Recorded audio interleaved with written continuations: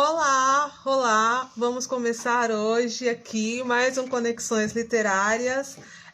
Tô aguardando. Ah, a Joyce já chegou aqui. Eu vou chamá-la. Se ela já. Opa, Joyce, já vi aqui.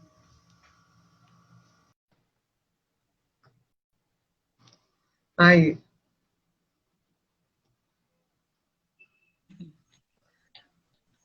Tudo bem? Oh,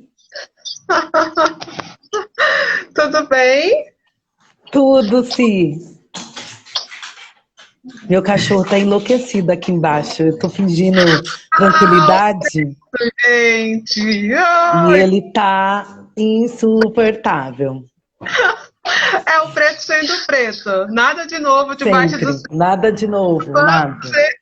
Amamos ele do mesmo jeito. Sim. Sempre. Bom, a gente vai começar a conversar enquanto as pessoas vão A começando Erika a entrar. entrou! Aproveita para ver quem vai entrando aí, e aí a Uhum. gente vai esperando mais alguns segundinhos para ver quem mais entra, para a gente começar a conversar sobre este livro que eu acho Tony, sobre que esse livro. a gente tem muito o que falar Não, sobre esse livro. sim, Muito. bastante. Eu realmente, assim, porque eu ainda não tinha lido, né? Eu acabei lendo exatamente por conta da nossa conversa aqui. E daí, Mentira, sim. sério, porque eu evito algumas leituras. Eu sou meio fujona, sabe? Joyce, como eu te disse anteriormente, eu tenho uma baixa resistência a certas coisas. E literatura é Uhum. algo que eu amo muito e é algo que eu vivencio e experiencio mesmo, sabe? Em cada pedaço do meu corpo, sabe? De terminar o livro em choro, em prantos mesmo. E aí a É. ideia de ler esse livro para mim era, não. Mas foi muito legal, assim. E aí acho que a gente vai conversar um pouco sobre isso também, né? Vamos ver se mais alguém vai entrar. Tá. Gente, olha, quem tá aí quiser mandar convite para os amigos, convida os amigos também, convida aí. É só vocês dar chuva de corações aqui para nós. Cliquem aí nessa setinha que tem aí embaixo e aí vocês podem aproveitar e mandar o convite para outras pessoas poderem entrar aqui e acessar conosco a live, tá bom? Bom, então a gente vai começar. Eu vou começar falando. Eu vou começar falando um pouco sobre a autora, né?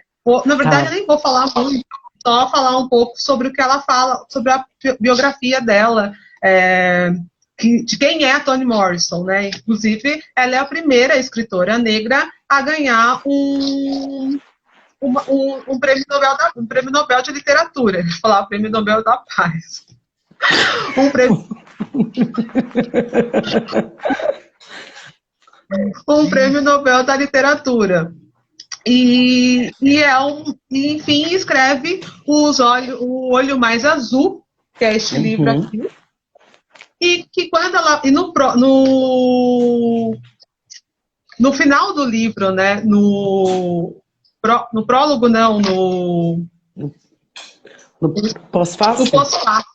Pós-fácil, isso, me esqueci o nome. No Pós-fácil. pós-fácil, ela fala um pouco sobre o que a levou Vou ela. a escrever o livro, né? O que é bem emblemático e que diz muito sobre meninas negras, né? E Uhum. esse desejo das meninas negras de terem olhos azuis, né? E É. quem já foi uma menina negra sabe o que isso significa. E aí eu queria que você abrisse falando um pouco sobre a história mesmo, expressões da história, para a gente começar a ampliar essa discussão e trazer as nossas impressões aí e conversar um pouco sobre. Tá, mas vai me ajudando, que eu não, eu tenho medo de me perder, porque é muita coisa na história, né? Muito bem. Eu também cometi, assim, esse é o esse é o primeiro livro que eu leio da Toni. Eu tentei durante muitos anos ler o Amada e não dei conta, não passava de 10 páginas. Aí eu falava, não, agora eu vou de novo. Não consegui, agora eu vou de novo. E aí o Du, um amigo, me emprestou o livro ano passado, e aí eu falei, começou a quarentena, né? Tipo, isolamento social, momento difícil. Vou ler Toni. Meu Deus, eu lembro que eu comecei a ler. Aí eu ficava, gente, mas por que eu fui escolher esse livro? Mas é isso, né? Tipo, é um livro que vai predominantemente. Eu acho que uma das coisas que eu acho que é mais importante falar do livro ele é um livro contado a partir do olhar de crianças, né? Da Cláudia, né? Que é a Sim. irmã da Frieda, né? Então, é um olhar de uma criança contando a história de outra criança.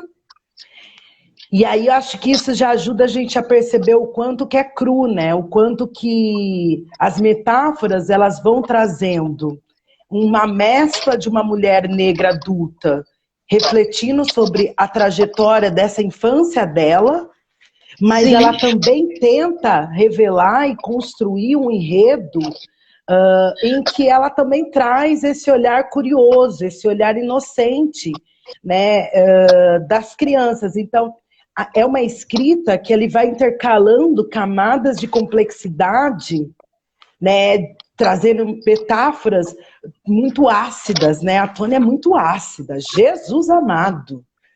Nossa Senhora, ela tá lá escrevendo uma metáfora linda, construindo uma frase linda, mas que tá dentro e que traz e apresenta uma perversidade que você fica assim abismada, você fica em choque, você fica o tempo todo em choque com a escrita dela. E é uma escrita, e acho que essa nuance, em que momento, tanto que o final do livro, aquele diálogo entre as duas irmãs, cara, aquelas duas crianças tentando entender o limite dela, indignadas com o limite dela diante de tudo aquilo que acontece com a Pecola. Enfim, então acho que isso é uma das coisas que, para mim, marca muito o livro, que é esse olhar infantil, mas ao mesmo tempo ela traz essa experiência dela enquanto mulher negra mais adulta, olhando para essas situações, né? Quer perguntar mais? O que mais? A Deb, por isso que eu acho essa história cara de vocês duas. E de fato é. E é muito engraçado, né? Porque o livro ele já revela, né? O Olho Mais Azul, ele já vai trazer qual é o principal enredo. E aí, lendo, você entende um pouco da construção, né? Desse desejo dessa menina, né? E aí é perverso, né, Si? Porque é essa construção que é geracional, né? Dói Sim. muito perceber que o desejo dela também está ancorado pelo próprio desejo da mãe, né? Que escolhe este nome. Enfim, então é muito evidente a questão, para mim, assim, a questão do desejo, mas por incrível que pareça, assim, não foi isso que mais me pegou do livro, sabe? Não foi a coisa do desejo, né, dessa demanda por existência e por existir a partir de um olho e de uma estética aceitável, né? O que mais me pegou no livro da Toni foi essa pluralidade de negritude que ela apresenta. Essas diferentes famílias, essas diferentes experiências, sabe? Esses negros do sul e esses negros do norte.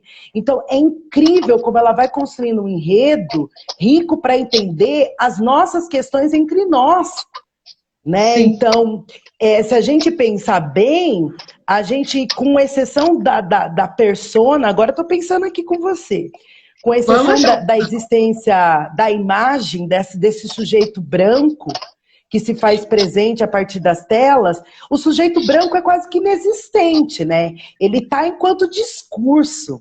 Não existe uma personagem branca que vai demarcar a grande divisão entre as raças e tudo mais. Não existe. né? Existe Mas uma tá lá. personagem como... Mas tá lá forte, né? Mas tá lá Interiorizado nas pessoas. fortemente. E aí, Exato. uma traz aqui rapidamente que ela fala sobre essa relação, inclusive, né, sobre a pele escura e a pele mais clara, né, sobre Nossa. esses mestiços, né, o que é a personagem da menina, que é essa menina com a pele mais clara, né, como é que as pessoas, e aí as crianças se referindo a como é que elas viam, elas sabiam, né, e é muito interessante quando ela diz, elas sabiam, não havia uma necessidade de descrever o olhar que as crianças, as outras crianças, davam a essa menina de pele mais clara e para Exato. estava lá e todo mundo sabia. E aí eu Todo acho mundo isso sabia. uma... Todo mundo sabia. E aí ela vai descrevendo como que todo mundo sabia, né? Então ela vai falando muito, por exemplo, aquela parte em que ela descreve, por exemplo, o olhar quando a Pecola vai comprar o doce na loja. Eu queria Aquele muito olhar... você, Joyce. Nossa, Cimeia de Deus! O quanto que aquele sentimento de ela se pequena, e só por entrar naquele lugar, Cimeia, dói muito, a vontade que dá, e a timidez, e ela tem o dinheiro para comprar o doce. Ela tem o dinheiro para comprar o doce, não existe nada que diga que ela não pode entrar, mas ela sabe que ela não pode entrar. E aí a Toni genialmente vai descrevendo como isso se constitui, né? Que é pelo olhar, por esse olhar de menosprezo, né? Então, quando ela fala do olho mais azul, dessa beleza, ela traz muito evidente. Por que se deseja esse olho azul, né? É esse menosprezo, né? Esse nojo, sabe? Que esse corpo negro vai gerando no outro. E ela vai trazendo, né, nesse olhar constante, nessa descrição do olhar sobre o outro. Essa cena, aquela outra cena da escola, Cimeia, aquela da escola, e aí não é mais a Pecola, né? Porque eu acho interessante o momento, né, dessa nuance da pele clara e da pele escura, né? Então, o momento que a Cláudia e a Freda compartilham e descrevem a inveja da menina da pele clara. Né, que não basta ter que é a Maureen Peel, né? Maureen Peel, a menina nova, né? Isso. E aí ela vai descrevendo toda a sequência de mudança do comportamento, né? De como a escola acolhe aquela menina. Aí a Toni usa um adjetivo fantástico, né? Que ela fala assim, que ela usa uma metáfora, a menina primavera, né? Ela é a primavera chegando, né? Então, todo mundo acolhe ela, a forma como as pessoas se silenciam diante daquela pele clara e daquelas tranças, né? Daquelas duas tranças que correm aqui, e a forma como ela vai descrevendo a roupa, né? Que elas não queriam ficar muito perto da menina, porque a roupa delas é mais pobre. E o quanto que aquela menina... E ela vai colocando um lugar social, econômico também, né, Cí? Porque não é uma menina parda pobre. É uma menina parda de uma família pobre, mas aquela família que tem as condições... Que a mãe tem as condições de cuidar e comprar a melhor roupa, né? Isso ela também vai trazer nessa intersecção o tempo todo, né, da questão de raça e de classe, né, e depois a questão também do local, né. Ela distingue muito os pretos do sul, os pretos do norte, as meninas, né, do norte, de determinada cidade, os pretos que estudam, que conseguem estudar nas faculdades, né, subconveniadas e assim por diante. Ela vai distinguindo muito, ela vai trazendo muitas camadas dessa negritude. Mas pode perguntar, Cí. Então, Joyce, dentro disso, acho que 2 pontos assim que eu queria destacar para a gente conversar sobre. Um deles é o que, inclusive, o que ela depois fala no pós-fácil, né? Porque ela começa a conversa dizendo cá para nós, né? E aí é exatamente esse cá para nós que nós também, que a gente sabe de onde parte esse Cá Pra Nós, né? Sim. Essa conversa íntima, feita no portão, Nossa. né? E que é feita no café na sala, ou no café, nem diria na sala, mas é no café na cozinha, né? Entre Exato. vizinhos, entre irmãs e assim por diante. E aí eu acho muito interessante quando ela traz essa noção de Cá Pra Nós, né? E aí quando eu gosto muito, pensei muito nisso quando você traz essas relações, né? Que são essas relações entre a comunidade negra e como elas estão entrelaçadas por esse racismo, né? E porque é marcado por esse olhar do branco sobre as pessoas negras, sobre nós. Exato. E aí, como é esse olhar, que é esse olhar que ignora, ou esse olhar cheio de ranço, cheio de nojo, cheio de asco, que é nos dado, nos dirigido, e que vai criando nessas pessoas, né? Em nós, pessoas negras, e aí eu não preciso falar sobre elas, posso me colocar aqui, vai trazendo isso, a gente vai internalizando isso e vai costurando isso nas nossas próprias relações, né? Em grupo. E vai reproduzindo, né? E vai reproduzindo em gerações e gerações, sim. Você falou de uma coisa que é verdade. Tem momentos do texto que parece que você está entre as conversas das tias, né? Total. Das nossas tias. Total. Nossa!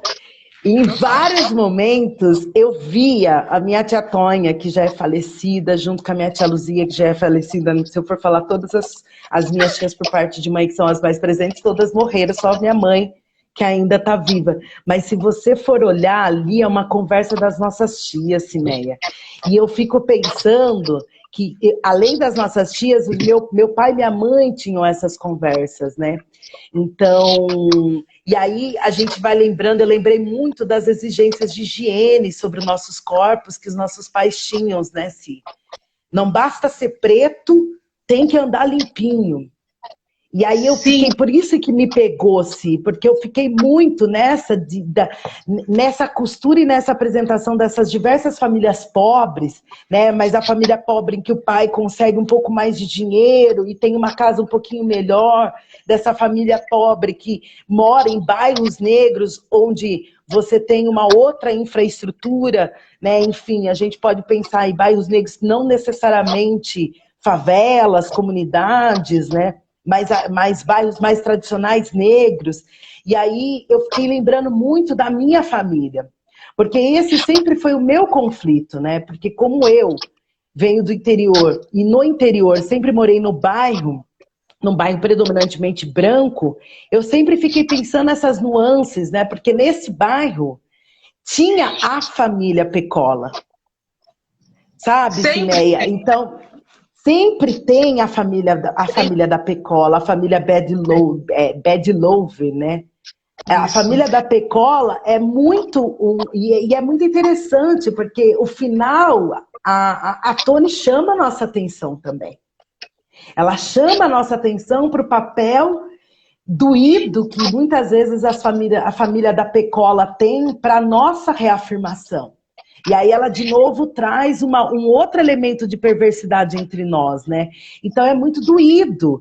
E eu lembro dessa família, Cimeia, eu lembro assim de uma situação que para mim que foi muito forte para mim. Eu tinha 8 anos e eu lembro com muita nitidez, porque essa menina negra, eu sou uma mulher negra de pele escura e ela era de muita pele escura. Que é disso que a Capecola, e é disso que eles estão falando. O que é essa família feia, né? Quem é essa família feia? E é lindo quando a Toni descreve, né? Que eles buscaram outras referências para não se dizerem tão feios e não encontraram. Aquela frase, Cimeia, mata, assim, de um jeito que você fala, ai meu Deus, moeu meu coração. E aí, eu lembro dessa menina, porque ela estava na mesma série que eu, só que ela era mais velha, porque ela tinha repetido vários anos.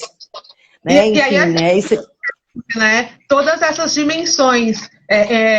Porque, para mim, rapidamente, não te cortando, e depois você continua, trouxe esse dado que para mim foi muito relevante, que é o fato de que eu me vi eu me vi no lugar, eu me vi a Cláudia, sabe assim? Eu me vi nesse lugar de retomada de todas as violências que me foram perpetradas pelo racismo na infância, na escola, nas minhas relações, nas vergonhas que eu tinha, nas invejas que eu já tive, né? Dessas meninas mais claras, dessas meninas brancas, dessas meninas que tinham o que eu jamais, segundo aquilo que estava posto, eu jamais teria. Eu jamais seria uma menina bonita.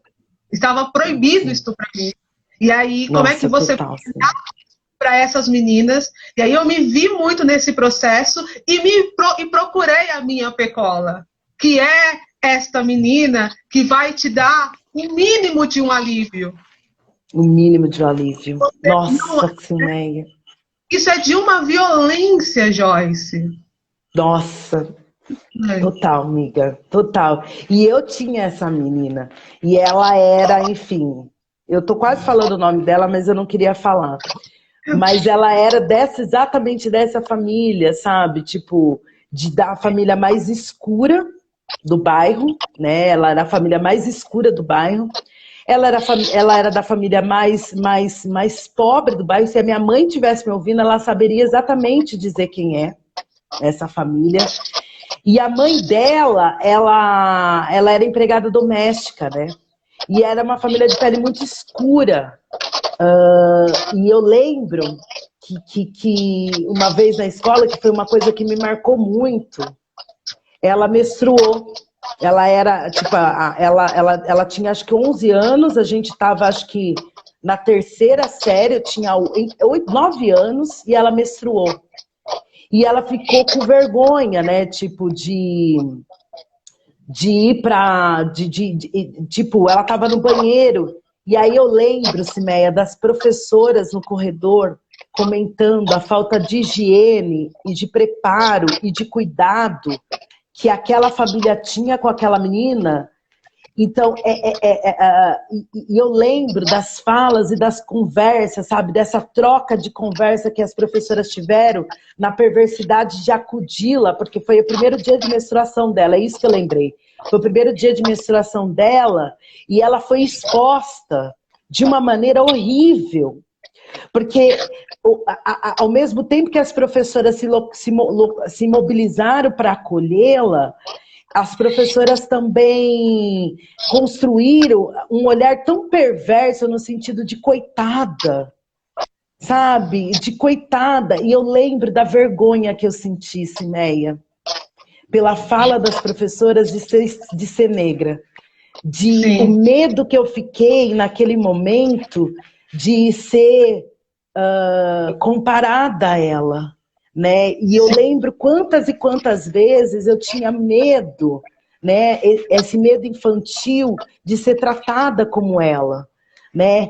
E aí, porque é isso, né? Tipo, a minha família era a família negra, mas era a família onde o pai é honesto, a mãe é honesta, né? Tipo, é a família que vai para a igreja, né? Então, vai para a igreja católica, então, no interior, isso tem uma importância, é uma família que é reconhecida pela comunidade católica ali do bairro, pela aquela paróquia, né? Enfim. Então, mas eu lembro claramente isso. E era muito diferente a forma como as pessoas se relacionavam com a minha família e com a família dela, né? Por uma questão de classe, mas principalmente também por uma questão de cor, né? Essa cor mais escura, né? Essas nuances. E é muito triste, sim. E aí também, Joyce, quando você traz essa questão da classe, a gente também pode pensar o quanto essa relação de classe não está imbricada com o racismo, né? Porque é isso, né? Quanto mais escura essa pele, menos possibilidades de acesso a trabalhos, a lugares, a possibilidades, a relações, né? Levando em conta, por exemplo, imaginemos aí uma cidade pequena, uma cidade do interior, né? Não pequena, mas uma cidade do interior, em que tem uma comunidade ali que se conhece e que olha para essa família, já olha para essa família com um olhar de pena, né? Qual vai ser a relação que vai se construir de auxílio mútuo, de ajuda, né? Será que, por exemplo, quem indicaria um trabalho para esse homem, por exemplo, né? Imaginemos. Então, também imaginar como é que essas relações elas vão se atravessando, né? E vão construindo aí mais impeditivos, mais dificuldades para essas pessoas poderem acessar esses espaços. Não, total, sim. E aí eu posso trazer a própria trajetória da minha mãe, né? O que diferenciava, por exemplo, a minha família, né? Primeiro que o meu pai era torneiro mecânico, então ele ocupava o lugar de prestígio, e isso é muito louco, né, Sim? Porque a minha mãe, quando ela fala do tempo de namoro, ela fala que ela faz a escolha pelo meu pai porque ele trabalhava na indústria. E aí é a diferença entre aquele negro rural que trabalha na plantação de cana-de-açúcar, e aquele negro que consegue adentrar os espaços, né? Tipo, dentro de uma ideia de uma sociedade industrializada, dentro das possibilidades em que a gente vê de inserção, né, dentro dessa nova ordem econômica, a importância da nossa inserção na indústria, e, em segundo lugar, minha mãe no Estado, né, como funcionária pública. Sim. Então, quando você traz essas dificuldades, eu sempre olho e observo, e tem estudos que vão falar sobre a construção da classe média negra a partir do serviço público. Né? Sim. Por que a partir do serviço público? Porque o concurso público ninguém enxerga. A minha mãe sempre, para ela sair do emprego doméstico, ela sabe o que é aquele emprego doméstico. Inclusive, ela sabe das permanências das relações, né, domésticas, porque ela é uma mulher negra, dentro do espaço da escola como funcionária pública. Sim. Ela sabe que mesmo, e a minha mãe sempre falou, da diferença que existia de tratamento, né, e de relação entre a diretora, quando vai falar com as funcionárias negras, né, com as servidoras, né, a minha mãe era cozinheira da escola, e a cozinheira, a servente. Eu lembro que a servente, se a gente for falar de uma escala, minha mãe era cozinheira e você tinha as merendeiras. A merendeira, ela tá no nível abaixo da cozinheira. Sim. Eu lembro que a minha mãe sempre falava isso, mas como a merendeira, que é uma grande amiga da minha mãe até hoje, era branca, a todo momento no trato existia uma inversão. Sim. A todo momento no trato da ordem daquela rotina, daquele trabalho dela, que era pensar o cardápio, que era pensar quantidades, existia uma inversão. Né? E a forma como os pedidos, né? Aí a gente está falando dessas relações, né?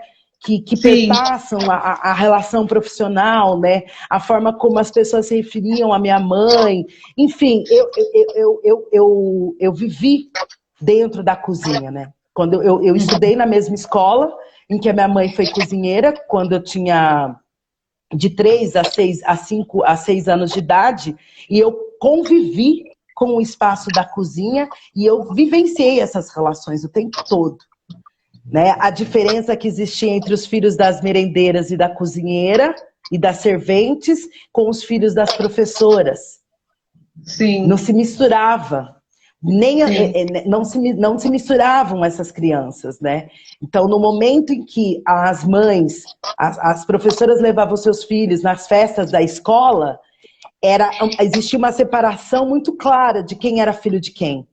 Eu posso mostrar nas fotos minhas de infância, Cimeia, as diferenças, né? Tipo, eu tirava foto com o filho da tia Eva, né? Do filho da tia Ruth, que eram as serventes e merendeiras, e o único filho de professora, da vice-diretora da escola, que tirava foto com a gente porque era o filho preto adotivo da tia Conceição. Então, nessa relação, ele vinha, tirava foto com a gente. Mas fala. Oi, Joyce, você está falando e aí eu acabei me lembrando. Hoje de manhã eu participo do grupo de estudos do Laboratório AIA e a gente estava discutindo um texto e que falava sobre como a modernidade, né, a colonialidade que surge a partir dessa colonização do mundo feito pela Europa, né, a partir de uma concepção universal de ser humano, né, vai construir uma lógica que é racista e que qualquer outra discussão que nós façamos, seja econômica, pensando no sistema capitalista, e que não altere essa lógica do racismo, ela nunca vai ser bem sucedida, né? Porque a gente está dentro da mesma lógica. E aí, dentro dessa discussão, você está falando e eu fico pensando muito sobre isso quando a gente olha, por exemplo, a relação do que é este padrão de beleza, né? E é esse padrão de beleza que faz essa menina negra querer desesperadamente ter olhos azuis. Olhos azuis. Né? De rezar todas as noites para ter olhos azuis. E chegar a tentar fazer isso, né? A tentar conseguir esses olhos azuis. E aí eu queria falar um pouco sobre o que é este padrão de beleza para as meninas e para nós principalmente, assim, pensando nós como as meninas negras na década de 80. Da geração Xuxa, né? Da geração Xuxa. Isso! Da geração Paquita. E sabe? Eu quis ser Paquita na vida. Todas nós, Cimeia, todas nós ensaiamos todas as músicas. E aí, por isso, e isso me fez. É muito doido, assim, essa coisa do padrão, né? Pensando em relação ao padrão, tem aquilo que a gente já sabe, né, assim. Uma das formas como o sujeito, né, o sujeito branco vai se reafirmar é se reafirmar, inclusive, esteticamente. Isso é muito importante, né? É um instrumento de dominação. É um instrumento de dominação a partir do momento que você reafirma a sua beleza, né? A sua estética, não a sua beleza, a sua estética, enquanto o padrão e normal e todo o resto anormal. Né? Então, isso é uma estratégia de dominação muito clara. Né? E aí, o tempo todo, dentro desse enredo, né? Dentro dessa estrutura, a gente fica tentando se encaixar. E é nesses momentos em que a gente tenta ocupar a Eric, quem nunca quis, é o tempo todo. E nesse momento. E tem uma outra aqui, a Debbie falou sobre aquele curta, né? Que é Cores e Bota, né? Que é um curta, isso, que é fantástico, né? Que eu assisti e super me identifiquei naquela personagem, porque eu tinha o sonho de ser Paquita. E aí ela fala que, minha franjinha crespa querendo ser Paquita. Sim, eu também! Não, eu que nem tinha franjinha, o meu cabelo, ele era trança, né? Preso, né? A gente é muito doido, porque esse lugar de não conseguir se ver esteticamente, foi justamente nesse momento em que eu percebi que eu era preta. Foi no momento em que a professora Cimeia, eu lembro com muita clareza, eu tinha 8 anos, a professora virou e falou assim: todo mundo que quiser fazer parte da apresentação da Xuxa que a gente vai fazer no dia X, que a escola adora, né? Criança, apresentação é o mundo. Todas as crianças que quiserem fazer parte e ser Paquita, fazer parte da apresentação, fiquem depois do intervalo. E eu vou ficar emocionada porque é muito difícil lembrar disso. Sim. E eu fiquei. E aí eu lembro da fileira em que eu fiquei, todas as meninas ficaram, e eu lembro do momento da professora apontando: você e você podem voltar para a sala. E eu lembro, Cimeia, com 8 anos, olhando para o lado E quando eu olhei as 4 meninas, uma era a Diana, que era aquela menina que eu falei para você. Sim. E as outras 3 eram meninas pardas e pretas como eu. E aí, Cimeia, uma criança de 8 anos, passar por uma experiência dessas, e eu lembro de chegar em casa e chorar. E chorar muito. Porque eu vinha de uma experiência diferente, onde, pelo fato da minha mãe ser uma pessoa muito querida, o fato da minha mãe ser funcionária da escola onde eu estudava, eu nunca não tinha sido escolhida para dançar. E eu fui tão inocentemente escolher e ficar e fazer parte daquela apresentação, porque eu sempre participei das apresentações da escola. E eu sabia dançar a coreografia. E aquele momento, Cimeia, as várias vezes eu me lembro como várias e várias vezes eu pedia para ir pro banheiro no momento que elas estavam ensaiando no pátio da escola. E eu lembro, Cimeia, da minha tristeza em não fazer parte daquela apresentação. Então, acho que tem vários lugares esse lugar da estética. E aí eu fico pensando nas consequências da impossibilidade da gente ocupar esses lugares, né? Eu tenho várias nuances de discussões com a questão estética, sabe-se? No sentido da disputa de poder desse lugar da estética. Eu acho que, por vezes, ele é um lugar importante na luta, mas, às vezes, ele é esvaziado. No sentido de que eu não quero necessariamente produtos para o meu cabelo. Não é essa a discussão. Né? Eu não quero necessariamente que o mercado me enxergue como uma propensa consumidora. Eu acho que a gente tem que tomar muito cuidado com esse lugar. Eu acho que o lugar da disputa e da discussão estética, do padrão estético, ele mora na disputa das estratégias racistas, né? Da manutenção do racismo por meio de mais essa dimensão. Joyce, né? Pode falar. Pode terminar, que eu tinha uma outra pergunta, mas agora você tocou num assunto que eu quero fazer uma outra pergunta, porque eu quero discutir uma outra questão com você, mas pode continuar se você quiser finalizar. Não, era isso, entendeu? Eu só fico muito receosa para a gente tomar muito cuidado, porque eu não luto e não discuto estética, o padrão da estética branca, porque eu quero ser mais uma consumidora.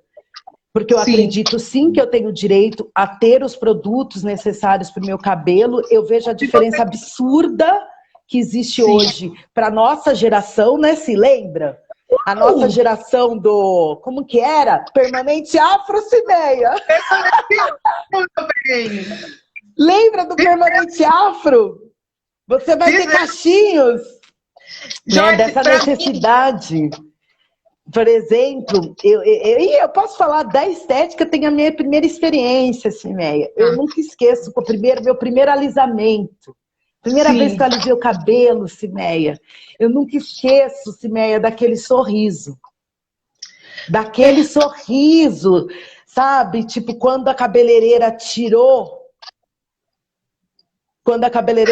assim a toalha, Cimeia, e meu cabelo caiu. Assim, liso. E eu lembro que eu fiz isso, Cimeia. Eu balancei timidamente a cabeça, porque eu nunca tinha experimentado que, quanto Papecola o deseja pelos olhos azuis, o meu foi pelos cabelos que balançavam. E aí eu lembro do meu sorriso, Cimeia, daquele sorriso que eu nunca, acho que foi a primeira vez que eu sorri tanto, que eu fiquei tão feliz, que era que aquela balançadinha de cabeça assim, ó. E aquela dificuldade e aquele desejo de tocar naquele cabelo liso. Nossa, Cimeia, aquilo para mim é uma das memórias mais perversas da minha infância, sabe? Joyce, você fala sobre isso e para mim acho que foi um ponto, assim.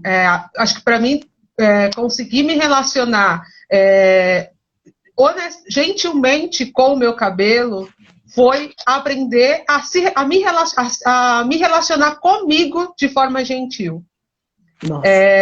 Isso é de uma força e é muito forte, porque eu só consegui a me amar e ser respeito, começar a construir uma concepção de respeito comigo quando eu comecei então para a gente entender o nível da violência. Você fala do cabelo e me remete também ao meu cabelo. O meu cabelo sempre foi a questão. Família que a minha, apesar de ser negra, tem o cabelo mais liso, né? É um cabelo encaracolado, né? E aí, esse cabelo da Cimeia é um problema na família. É um problema. E todo mundo está sempre falando desse cabelo da Cimeia. E aí eu não consegui entender. E aí eu me lembro de muito criança ainda ouvir essa história do cabelo da Cimeia e eu não fazia sentido. E foi fazer sentido para mim quando eu fui para a escola. Quando eu tive esse contato. E quando as pessoas começaram a rir do meu cabelo. Né? E aí quando elas começavam a rir do meu cabelo e fazer piadas, e aí chegou quando eu tinha uns 11 anos, foi um momento mesmo, que aí ficou tão difícil e eu sofria muito bullying na escola, de a minha mãe ter de ir até a escola por causa disso, que aí foi a hora que a minha mãe virou para mim e disse, a gente precisa fazer alguma coisa, sabe? E aí foi a hora que a gente foi resolver fazer alguma coisa de alisar mesmo. E quando isso aconteceu, acabou dando mais problemas, porque aí o meu cabelo não segurou. E aí eu ia de trança, embutida, todos os dias. E aí eram mais piadas em cima disso, sabe, assim. Porque, enfim, é isso, assim, esse lugar... dessa estética que se constrói aí como única e que não é o interesse não é que nós partilhemos e participemos dessa concepção de estética e de padrão de beleza, né? Não é disso que nós estamos falando. E aí quando você traz esse ponto, era uma coisa que eu queria trazer para a gente discutir antes de eu fazer eu queria trazer uma outra discussão, que é o fato de que que tipo de representatividade, né? Eu venho pensando muito sobre isso, né? Porque às vezes a gente diz representatividade importa, e eu não estou dizendo que ela não importa, mas às vezes é importante que nós pensemos sobre isso. Como a gente percebe aqui nesse enredo da história, como é que essa comunidade negra vai interrelacionar, né, transpassar as suas relações por esse racismo, por esse olhar de fora do branco sobre eles, a gente também precisa pensar se a gente ainda está nessa mesma lógica, né? Cimeia. Você traz uma boa questão, que representatividade que nos importa, né? E tomar muito cuidado porque isso é uma denúncia que a gente vem construindo, né? Em que, por vezes, quando a gente pensa a escolha aqui, quem é que vai nos representar, não somos nós que estamos escolhendo. De novo, é o mercado, esse sujeito branco, né? Esse olhar branco que escolhe quem é que vai para frente da televisão. E eu lembro muito disso porque, diferente do que eu acho que hoje a gente vê, né, enfim, acho que hoje é muito mais presente meninas negras de pele mais escura na televisão, eu tinha exatamente, isso, a gente tinha, como meu cabelo é muito crespo, eu não conseguia nem, assim, tipo, nem perto existia um desejo, inclusive, que não era pelo cabelo da menina branca, era o cabelo da menina negra de cabelo mais ondulado. Sim. Né? Tipo, não era nem esse o lugar. E aí o cuidado que a gente tem que ter para pensar quem é que vai nos representar. E como representar essa pluralidade, Cimeia. Exatamente. Essa pluralidade. Hoje eu nem cabelo... Hoje eu tenho dread. Né? E o dread só chegou para mim enquanto uma escolha, uma possibilidade, depois dos 30 anos. Essa estética, né, negra só chega para mim depois dos 30. Para mim também, Joyce, depois dos 30. Né? É muito doido a gente pensar, né, nessa ideia de representatividade. Ah, porque outras, tantas e tantas outras, né, enfim, vão chegar só com muito mais tempo. E o quanto que esses processos eles não são fáceis. E falando de representatividade, eu lembro muito do nosso papel. Eu acho que desse lugar político que ter o cabelo natural nos traz. É um lugar de dor, mas é um lugar político super importante, porque eu lembro a primeira vez que eu, já formada, fui trabalhar num projeto social no Itaim Paulista, eu lembro quanto que foi importante eu ter meu cabelo solto e eu ter do jeito que eu conseguia cuidar, porque também uma coisa é você permitir... Tem várias camadas essa questão, né? Uma coisa é você deixar o cabelo natural, outra coisa é você aprender a cuidar deste cabelo, né? Enfim. Sim. Então são várias camadas. Sim, que eu acho que passa pelo processo primeiro de aceitação, né, dele. Porque eu acho que o que eu percebo, por exemplo, em relação ao meu, e aí a Deb está falando aqui, aí eu vou aproveitar para dizer que o Instituto Ela está trazendo um curso agora exatamente sobre essa questão da transição capilar. Né? Então fiquem atentos aí aos canais do Instituto Ela, a pessoa aproveitando o meio da live para fazer um merchan básico. Fiquem atentos. Quando você fala sobre isso, eu fico pensando muito sobre o fato do primeiro passo ser essa aceitação. Porque eu nunca tinha aceitado meu cabelo. Ele era um meu defeito maior, assim, sabe? Que o resto da minha negritude eu conseguia disfarçar. Exato. Ele não dava para disfarçar. Não dava. E aí eu não conseguia lidar com ele, porque para mim ele sempre me remetia a esta negritude e a este lugar de vergonha que tinha se constituído para mim de ser esse lugar de negritude. Exato. Isso é muito, muito difícil, né? É um processo, eu não diria difícil, mas é um processo mesmo para você aceitar este cabelo e aí aprender a lidar com ele, né? Nossa, aprender a permitir que alguém toque nele, né? A Tony, ela fala de dois pontos, que aí ela fala da mãe da Pecola Pauline, que ela vai assistir várias e várias vezes o filme com aquela criança e tal, e ela fala muito...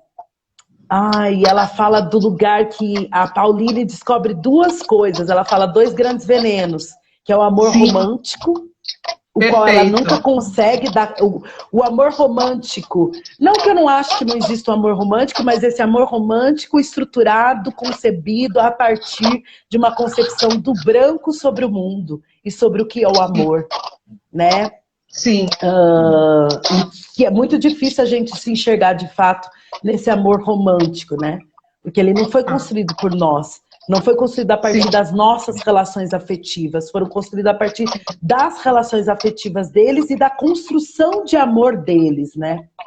E ela fala da questão da estética, né? Então, no cinema, naquele momento em que ela ia para descansar, em que ela se encontra, que era o momento dela de acolhimento, é o momento em que ela descobre esses 2 venenos, né? Que é o amor romântico e o padrão estético, né? Porque ali naquela menina, naquela criança, ela vê cuidados com aquele corpo que ela nunca viu para com o corpo dela. E aí eu fico pensando nesse momento, né, Si? Esse momento da adolescência, em que a gente começa a se apaixonar e você pensa no seu cabelo como um grande problema, porque em algum momento ele vai querer tocar no teu cabelo. Lembra? Né? E aí você fica pensando, mas como que ele vai tocar nesse cabelo? Né? Tipo, olha a perversidade. No momento em que a gente se apaixona, a grande preocupação nossa é como ele vai tocar no nosso cabelo. Como ele vai enfiar, né, o dedo, né, como ele toca naquele cabelo. E as diversas vergonhas que são construídas a partir disso, né? Dessa posição nossa de impedir que toquem o nosso cabelo. né? Tanto que até os cuidados com ele, e você sabe que é um lugar muito íntimo nosso. Sim. Né? A gente não... Eu acho, inclusive, perceba agora um outro valor das meninas negras filmarem, tocando, passando produto, que é mostrar, né, tipo, porque é um lugar muito da vergonha, né? Sim. Enfim, a gente não revela para todo mundo esses nossos cuidados. Eu não sei se tem a ver com o medo de alguém dizer, né? A gente sabe que aquele... Eu penso muito, por exemplo, na coisa dos apliques, né? Nas vergonhas em relação ao uso da peruca, né? Enfim, dessas escolhas. Eu lembro que durante muitos anos teve uma mulher negra que era muito conhecida na cidade, tal, também funcionária pública, e eu lembro do mistério que existia, porque ela usava peruca, e a minha mãe não falava sobre. Não se fala sobre isso, né? Tipo, é um lugar da nossa intimidade. A gente não fala sobre o que a outra faz com o cabelo. E eu lembro que eu falava pra minha mãe, mas é estranho o cabelo dela. Aí eu lembro um dia minha mãe perdendo a paciência e fala, Joyce, é peruca. Sabe? Muito brava, sabe? Tipo, porque não se fala sobre o cabelo, né? É um lugar do nosso secreto. É um lugar das mulheres negras do silêncio. Porque a gente não toca no cabelo em público, a gente não solta o nosso cabelo, a gente não toca no nosso cabelo em público, né? Porque é isso, é esse lugar do defeito maior, né? Do nosso defeito maior. Defeito maior. Joyce, você traz... você traz... Sim. E aí eu queria fazer uma última discussão antes da gente terminar, porque falta aí 10 minutinhos. Passa muito rápido. Passa muito rápido, sim. Eu tinha um monte de coisa para falar. Eu queria falar sobre o pai da Pecola. Assim, né? É isso, então. Eu queria muito falar sobre ele. E aí eu queria falar... e aí eu queria trazer essa discussão que uma das coisas que eu percebo, e aí você foi falando, e aí para mim isso foi ficando ainda muito mais evidente, que este livro é sobre solidão, né? Mas sim, é sobre solidão, mas não é. Eu acho que ele fala sobre solidão, mas eu acho que tem uma coisa tão bonita, mas tão bonita, tão bonita, tão bonita, que é a irmandade entre a Cláudia e a Frieda. Sim. Aquela irmandade que, por vezes, elas tentam estender para a Pecola, mas estruturalmente é tão difícil, né? Sim. Aquelas duas irmãs, cara, em que uma sai em defesa da outra, em que as duas estão sempre juntas, é de uma beleza tão grande. Eu acho que fala assim da solidão, fala da solidão da Pauline, quando ela se muda do sul para o norte, e ela se sente muito solitária, porque ela não consegue reconstruir os laços com aquela comunidade negra moderna, que alisava os cabelos, em que as mulheres eram bonitas, que vestiam saltos altos, né? A Pauline era uma mulher de uma cidade do interior do sul dos Estados Unidos, né? Então ela tem outros códigos, né? Ela transita por outros lugares e ainda é perneta, né? Então também é uma criança protegida, que assume esse lugar da superfilha, que cuida de todo mundo, de todos, né? Muito dentro desse ambiente rural, né? De uma pequena cidade. E aí ela vai para a cidade, né? E ainda ela brinca e fala, né, que os mulatos, eles se igualam na perversidade com os brancos no norte, né? Então é super interessante quando ela fala sobre essa transição e o quanto é solitário para ela, né? A Pecola, que é uma criança que o tempo todo ela tá solta ali, ela tá sempre muito sozinha. Há momentos em que ela se encontra, né, com as irmãs. É o tempo todo essa tentativa de construção dessa irmandade, dessa generosidade, dessa cumplicidade com a Pecola, mas por diversos momentos isso se rompe, não se mantém, é inconstante. Mas eu acho que também tem um elemento que para mim é muito primordial, que é a amizade e a irmandade dessas duas meninas, sabe? Da Cláudia e da Frieda. Né? A relação a relação delas de parceria ali, inclusive nas próprias invejas, né? Nas próprias vergonhas, né? De elas conseguirem compartilhar isso entre elas, né? O que eu acho muito especial. Mas quando eu trago essa questão da solidão, é pensar mesmo essas personagens, inclusive o próprio pai da Pecola, né? Pensar quem é esse homem, e aí como é que a Toni constrói a relação, constrói ele, né? Então ela vai para não desumanizar essas pessoas que estão ali em volta. Total. Ela vai construir os enredos dessas pessoas. Eu acho isso um caminho muito, muito importante. Maravilhoso. Porque ela vai ter a subjetividade dessas pessoas para o diálogo. Né? Essas pessoas não são. E não que se justifique, mas a violência que o pai da Pecola lhe inflige tem uma discussão aí, como é que faz com que ele... E aí eu fiquei pensando muito nessa relação do homem negro com este corpo da mulher negra, sabe? Assim, nessa relação.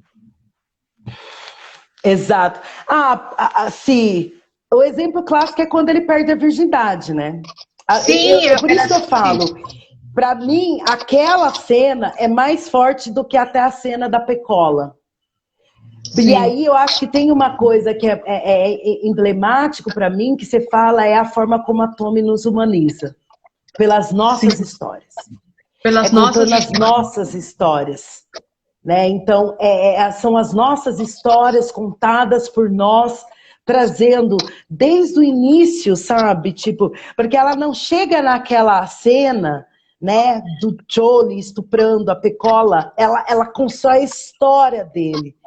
E aquele momento em que ele vai perder a virgindade de uma forma tão doce, depois de uma vida tão dura, aquele menino vai perder a virgindade e aquilo acontece, Cimeia. Sim. Esse é um momento do livro que eu choro muito, sabe? Sim. Porque é o momento que eu acho que tem... Que a masculinidade negra, ela está sendo construída dentro da perversidade da raça. Sim. E do machismo. E do machismo. Do machismo e da raça. Ali. Sim. É aquele momento em que ele está construindo o afeto. E é aquele momento que ele está, pela primeira vez, talvez, na vida dele, se sentindo amado e querido. E aí vem, né? E acontece aquilo... E aí você fala assim, puta que pariu, mano. E automaticamente ele responde a partir da agressividade. Ele reage a partir da mesma agressividade em que ele recebeu. Sim. E aí é muito triste, por exemplo, porque a Pauline, o encontro com a Pauline é o encontro exatamente com o afeto. De novo ele tentando, depois de tentar achar o pai dele, depois desse processo da solidão, né? De novo nesse encontro com a Pauline, em de perceber a simplicidade dela e tanto a beleza naquela simplicidade, naquele encontro ele se apaixona por aquela mulher, né? E aí, o quanto que essa paixão por essa mulher faz ele acreditar que eles podem reconstruir a vida, que ele pode conseguir um emprego melhor, e o quanto que a estrutura de novo, as dificuldades de ser um homem negro, né? As dificuldades desta mulher também, de ser uma mulher negra, essas dificuldades estruturais, elas vão minando. Diga. Nós estamos terminando e é uma pena. Vai acabar de repente. Eu amei. Eu gostaria de muito mais, mas aí eu queria só que você dissesse as últimas coisas. Eu só queria agradecer todo mundo, dizer que quinta-feira, às 17 horas, tem Conexões Literárias aqui no canal do Instituto Ela, não percam. E Joyce, fecha. Cara, não tem, eu tenho que agradecer, cara. Agradecer, foi muito importante. Foi muito importante para mim esse texto. Eu agradeço a Toni. Toni, beijos, onde quer que você esteja. E recomendo que as pessoas leiam, sabe? Tipo, mais literatura afro-brasileira, literatura afro-americana, literatura afro-carimbenha. eu acho que tem uma coisa que é isso, né? Tipo, a gente tem que ler. Lembra que em outro